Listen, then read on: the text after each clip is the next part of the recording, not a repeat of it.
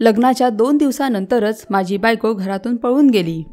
मी खूप रडलो, कारण की आम्ही दोघांनी प्रेमविवाह केला होता. जेव्हा तिचा काही शोध लागला नाही तेव्हा माझ्या आईने माझं दुसरं लग्न लावून दिलं.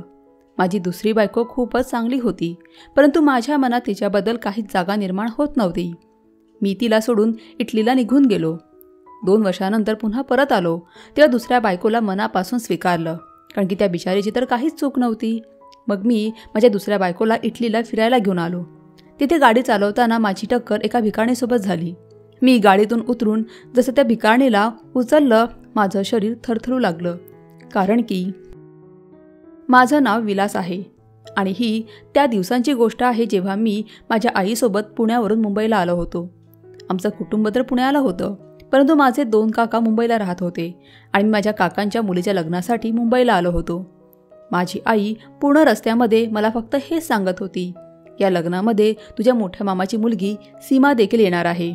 तो तिला बघून घे, ती दिसायला खूप सुंदर आहे. मी तुझं लग्न सीमासोबत ठरवेन आणि मग तिलाच माझी सून बनवेन. मी माझ्या भावासोबत देखील याबद्दल बोलले आहे आणि त्याने देखील फोनवर मला यासाठी होकार दर्शवला आहे. आता फक्त मला तुझा होकार पाहिजे.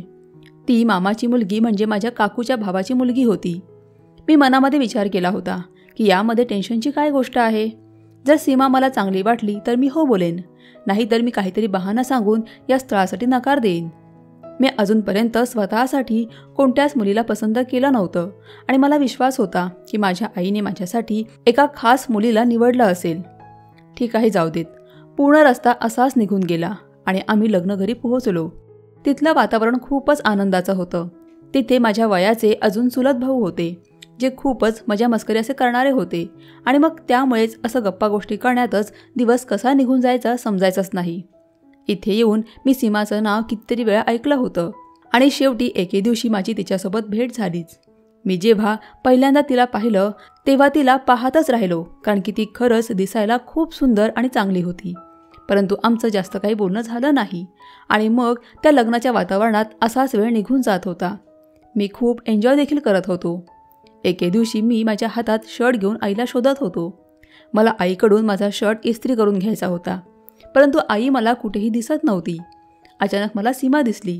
ती बोलू लागली, तुझं तुझ्या आईकडे काय काम आहे? मी माझ्या हातात असलेल्या शर्टकडे इशारा केला आणि सांगितलं की या शर्टला इस्त्री करायची आहे.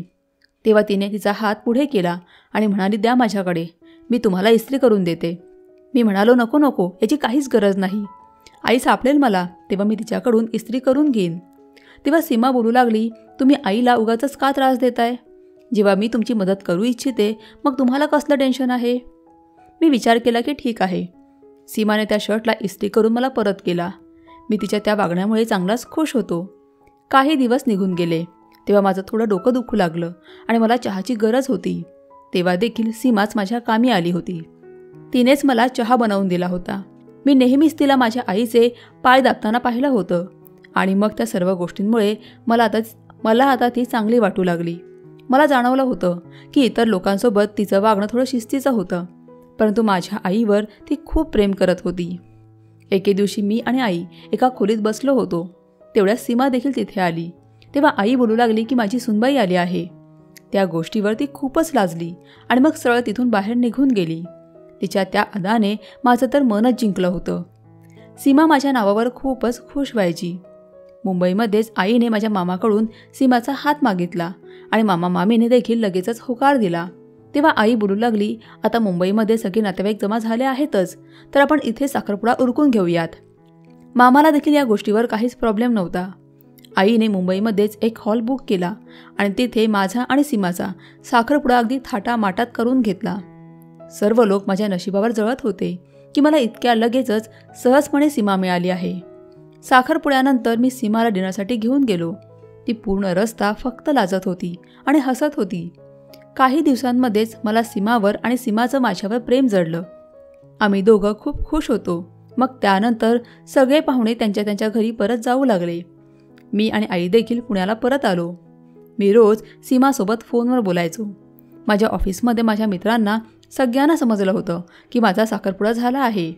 त्यामुळे सर्वांनी माझ्याकडून पार्टी मागितली आणि मी देखील माझ्या साखरपुड्याची पार्टी सर्व मित्रांना दिली आणि मग त्या पार्टीचे फोटो देखील सीमाला पाठवले. असाच 1 वर्ष निघून गेला आणि आता आमच्या लग्नाची वेळ आली होती.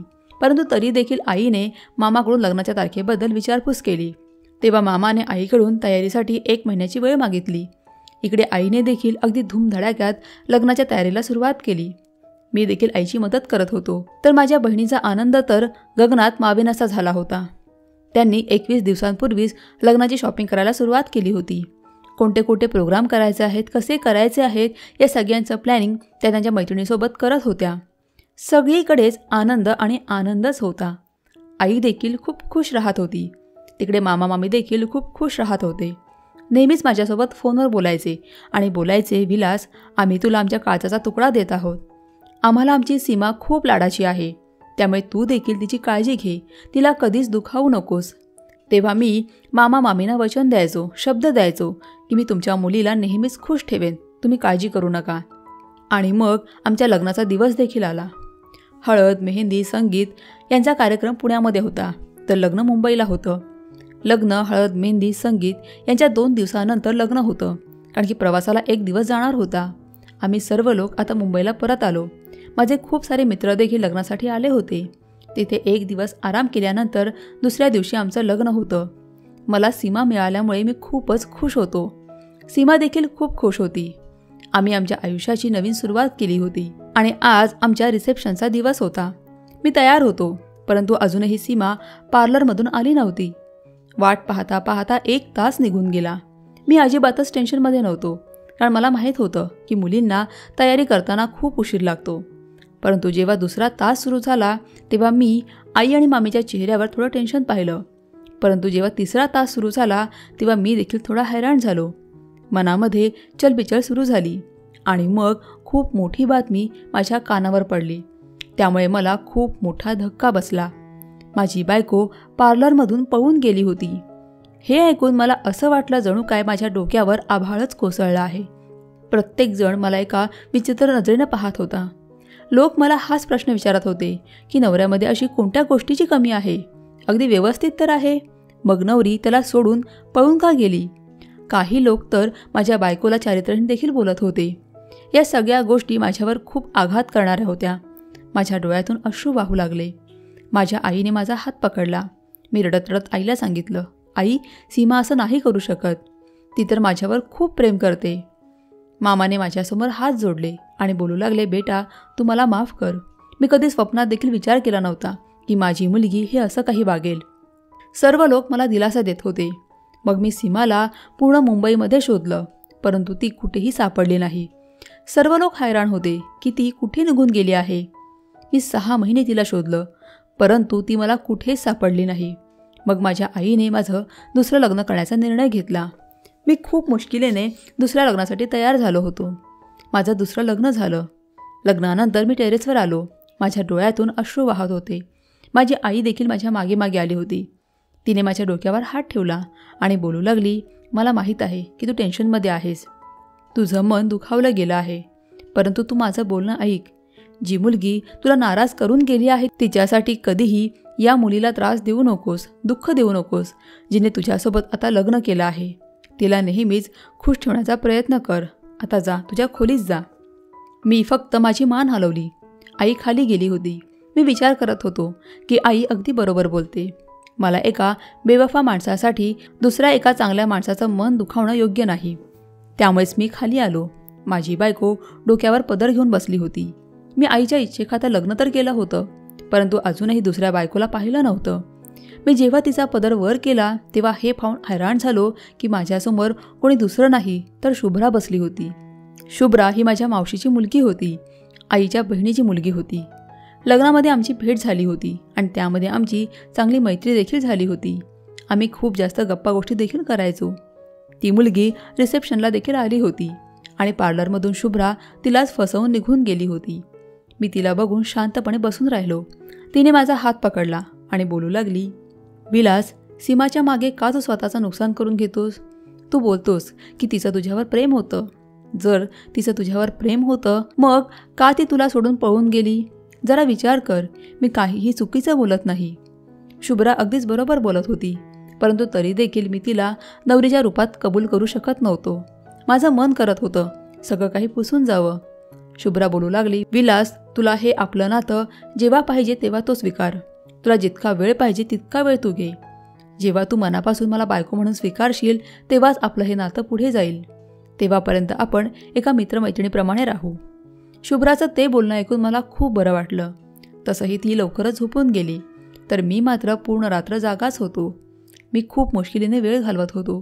मी पूर्णपणे माझ्या विचारातून, मनातून सीमाला घालवण्याचा विचार केला. मी बोलू लागलो, सीमा, तू माझ्यासोबत खूप वाईट केलं आहेस. जर तू आयुष्याच्या एखाद्या वळणावर मला भेटलीस तर मी तुझ्याकडे पाहणारसुद्धा नाही. आईने मला सांगितलं की आपण पुन्हा एकदा तुम्हा दोघांची रिसेप्शनची पार्टी ठेवूया, परंतु मी आईला नकार दिला आणि म्हणालो की मी आता लोकांचं परत ते बोलणं ऐकू शकत नाही. आई बोलू लागली, आता तुला या समाजाचा सामना देखील करायचा आहे. आता प्रत्येकाला तर माहीत नाही ना की तुझी बायको पळून गेली आहे.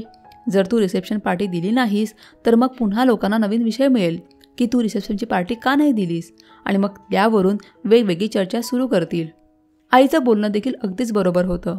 त्यामुळे मी त्या गोष्टीसाठी तयार झालो आणि मग पुन्हा एकदा सगळ्यांना रिसेप्शनची पार्टी दिली. मी शुभ्राला इतका वेळ देत नव्हतो, परंतु तिने एकदाही मला असं म्हटलं नाही की मी तुझ्यासोबत लग्न केलं आहे, मी तुझ्यासाठी सगळं काही सोडून आले आहे, पण त्या बदल्यात तू मला काय देतोस. आणि मला या गोष्टीची अजिबात पर्वा देखील नव्हती. त्या दिवसांमध्येच मला देशाच्या बाहेर इटलीमध्ये नोकरीची संधी मिळाली आणि मी नोकरीचा बहाणा करून इटलीला आलो. इथे येऊन मी स्वतःला कामामध्ये व्यस्त केलं. शुभ्रासोबत देखील खूपच कमी बोलणं व्हायचं.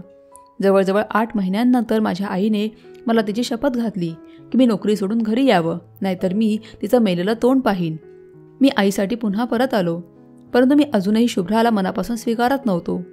एके दिवशी आईने मला सांगितलं, तू शुभ्राची काळजी घेत जा. ती मुलगी आधी याचा विचार करत नव्हती, पण आता ती देखील उदास राहू लागली आहे. असं ना हो की ती देखील तुला सोडून जाईल. त्या दिवशी आई मला खूप ओरडली आणि मग मला देखील जाणवलं की मी एका वाईट मुलीसाठी सोन्यासारख्या मुलीला दुखवायला नाही पाहिजे. त्यामुळेच मी तिला आता शॉपिंग करण्यासाठी घेऊन जाऊ लागलो. मी माझ्या नवीन आयुष्याची सुरुवात केली होती, त्यामुळेच मी शुभ्राला फिरायला घेऊन गेलो. ती खूपच खुश होती. ती बोलू लागली की शेवटी मला माझ्या संयमाचं फळ मिळालं आहे. पहिले तर मी हा विचार करत होते की मी तुमच्यासोबत लग्न करून खूप मोठी चूक केली आहे, परंतु नाही, आता मला समजलं आहे की तुम्ही खूप चांगले आहात आणि मला आयुष्यातले प्रत्येक सुख तुम्ही देऊ शकता. सोबतच देवाने आम्हाला एक मूल देखील दिलं. माझं आयुष्य सुखाने भरून गेलं होतं. सगळीकडे फक्त सुख आणि सुखच होतं.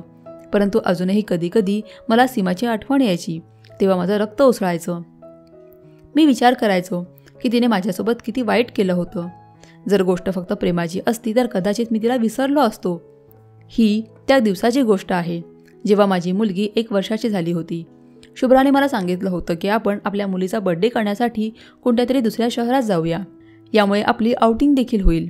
मी देखील तिला सहमती दर्शवली. त्यामुळे मी आणि शुभ्रा आमच्या मुलीला घेऊन तिचा बर्थडे करण्यासाठी बाहेर निघून गेलो. आम्ही काश्मीरला गेलो. ती खूपच सुंदर जागा होती. तिथे जाऊन मी खूपच खुश झालो होतो. संध्याकाळच्या वेळेला आम्ही एका चांगल्या रेस्टॉरंटमध्ये केक कापला आणि मुलीचा बर्थडे सेलिब्रेट केला. जेव्हा मी परत येत होतो तेव्हा अचानकच एक भिकारीण माझ्या गाडीला येऊन धडकली. मी खूपच घाबरलो. हे तर देवाचे आभार होते की मी लगेचच गाडीचा अर्जंट ब्रेक दाबला होता, परंतु तरी देखील ती भिकारीण गाडीला धडकून खाली पडली होती. मला आशा होती की तिला जास्त काही लागलं नसेल. मी लगेचच गाडीतून बाहेर आलो आणि त्या भिकाणीला आधार देत उभं करण्याचा प्रयत्न करू लागलो. शुभ्रा देखील बाहेर आली, परंतु समोरचं दृश्य पाहून मला आणि शुभ्राला तर जोरदार झटका बसला. ती भिकारी दुसरी कोणी नाही तर सीमा होती. सीमाने पुढे येऊन शुभ्राला एक जोरदार कानाखाली लगावली आणि तिची केस पकडून तिला मारू लागली. शुभ्रा खूपच घाबरली होती. ती स्वतःला तिच्या तावडीतून सोडवून मागे सरकली, तर मी मात्र खूप हैराण होतो. मी सीमाचा हात पकडला आणि बोलू लागलो, हा काय उद्धटपणा आहे? हे तू काय करतेस? तू माझ्या बायकोवर हात कसा उचलू शकतेस? तू इथून निघून जा, नाही तर असं नको व्हायला. मी पोलिसांना बोलवून तुला आयुष्यभरासाठी जेलमध्ये पाठवावं. सीमा बोलू लागली, जेलमध्ये तर तू या बाईला पाठवायला पाहिजे, जी अगदी मोठ्या सन्मानाने तुझ्या खांद्याला खांदे मिळवून फिरत आहे. ही नीच घाणेरडी बाई हिने माझं आयुष्य खराब केलं आहे. मी म्हणालो, हे तू काय बोलतेस? माझ्या बायकोने तुझं आयुष्य खराब केलं नाही, तर तूच स्वतः तुझं आयुष्य खराब केलं आहेस. तुला आठवतंय ना, तू मला किती लोकांच्या समोर अपमानित केलं होतंस? तू रिसेप्शनच्या दिवशी मला सोडून पळून गेली होतीस. मी तुला या गोष्टीसाठी आयुष्यभर माफ करणार नाही आणि आता माझ्यासमोर जास्त नाटकं करण्याची गरज नाही. माझी अजिबात इच्छा नाही की मी पोलिसांना फोन करावं. तू इथून निघून जा. सीमा बोलू लागली, मी जाते, परंतु माझी एक गोष्ट लक्षात ठेव. ही बाई जिच्यासोबत तू आयुष्य घालवतोस ही धोकेबाज आहे. हिने मला फसवलं आहे, माझ्यासोबत धोका केला आहे. मी एका क्षणासाठी घाबरलो. त्याच वेळेला शुभ्राने माझा हात पकडला आणि बोलू लागली, चल आपण इथून जाऊया. ही वेडी मुलगी माहीत नाही काय काय बोलते. हिची अवस्था बघ. हिने तुझ्यासोबत जे केलं होतं यामुळे देवाने तिला याच जन्मात त्याची शिक्षा दिली आहे.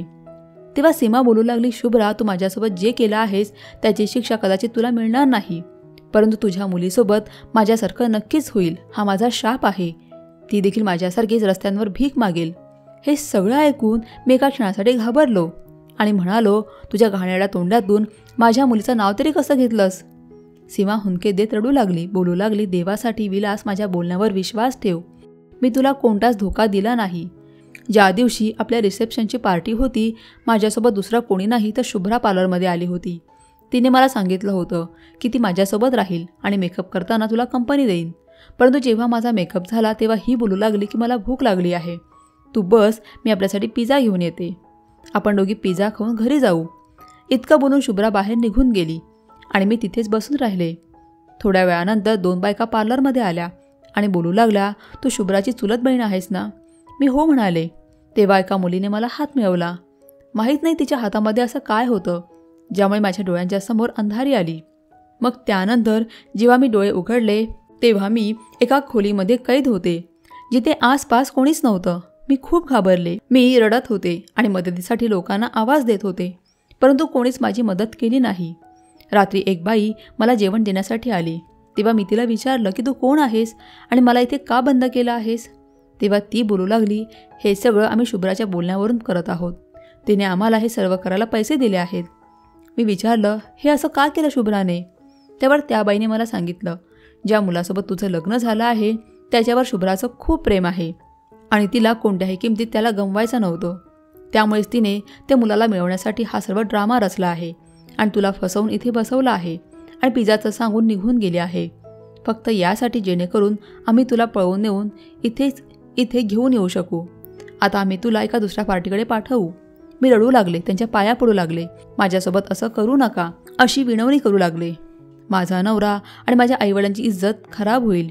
देवासाठी माझ्यासोबत असं करू नका. तेव्हा ती बोलू लागली, आम्ही तर स्वतः मजबूर आहोत. आम्ही तुझ्यासाठी काहीही करू शकत नाही. आणि मग मला 1 महिना त्याच अंधाऱ्या खोलीमध्ये कैद केलं गेलं आणि मग त्यानंतर मला एका व्हॅनमध्ये बसवून दूर नेलं गेलं. परत तिथे नेऊन भीक मागण्याच्या कामावर लावलं गेलं. मी पुन्हा परत घरी देखील येऊ शकत नव्हते, कारण की मला ज्या माणसाने खरेदी केलं होतं त्याचे पहारे खूप जास्त होते. माझ्यासोबत अजून भरपूर लोक इथे भीक मागण्याचं काम करतात आणि जितके पैसे आमच्याजवळ जमा होतात संध्याकाळी जाऊन आम्ही आमच्या मालकाला देतो. शुभ्रा बोलू लागली, ही काहीही खोटं सांगते, खोटं बोलते. मी तिच्यासोबत असं काहीही केलं नाही. ही फक्त स्वतःला निर्दोष सिद्ध करण्यासाठी हे काहीतरी खोटं नाटक सांगते. तेव्हा सीमाने पुढे होऊन शुभ्राचा हात आमच्या मुलीच्या डोक्यावर ठेवला आणि बोलू लागली, आता या क्षणी तुझ्या मुलीची शपथ घे आणि सांग तू माझ्यासोबत असं काहीच केलं नाहीस. सीमाचं बोलणं ऐकून शुभ्रा घाबरली आणि हुंदके देत रडू लागली आणि बोलू लागली, तू बरोबर बोलतेस. मग शुभ्राने सीमापुढे हात जोडले आणि बोलू लागली, देवासाठी मला माफ कर. मी तुझ्यासोबत खूप अन्याय केला आहे. हे ऐकून तर मला खूप मोठा धक्का बसला. माझ्या पायाखालची जमीनच सरकून गेली. सीमा बोलू लागली, विलास, मला तर लहानपणापासूनच याच गोष्टीसाठी तयार केलं होतं की माझं लग्न तुझ्यासोबतच होईल. त्यामुळेच मी मनातल्या मनात तुला माझा स्वतःचा नवरा मानत होते. मी तुझ्यावर खूप प्रेम करत होते, परंतु शुभ्राने माझ्याकडून माझं सुख हिरावून घेतलं आहे. माझ्या वडिलांची इज्जत खराब केली आहे आणि मला अशी रस्त्यावर घेऊन आली आहे. मी हे सगळं ऐकून फक्त हैराण होतो. मी तर कधी स्वप्नात देखील विचार केला नव्हता की शुभ्रा इतक्या नीच पातळीला जाऊन वागू शकते. त्यावेळी तरी मी सीमाला ते सगळ्यातून सोडवून माझ्यासोबत घरी घेऊन आलो. मी आईला सर्व हकीकत सांगितली. तेव्हा आई तर हैराण झाली. आईने लगेचच सीमाला नवीन कपडे दिले आणि मग सीमाने आंघोळ करून ते नवीन कपडे घातले. मग माझी आई बोलू लागली, आता तुझी पहिली बायको परत आली आहे आणि शुभ्राची शिक्षा ही आहे की तू तिला घटस्फोट देऊन घरातून हकलवून लाव. हे ऐकून शुभ्रा रडू लागली. तिने माझ्यासमोर हात जोडले. ती बोलू लागली, देवासाठी असं करू नकोस. मी म्हणालो, शुभ्रा, तू जो गुन्हा केला आहेस तो गुन्हा मी माफ तर करू शकत नाही, परंतु मी तुला घटस्फोट देखील देणार नाही, कारण की यामुळे आपल्या मुलीचं आयुष्य खराब होईल. परंतु आता मी तुला माझ्याजवळ ठेवणार नाही.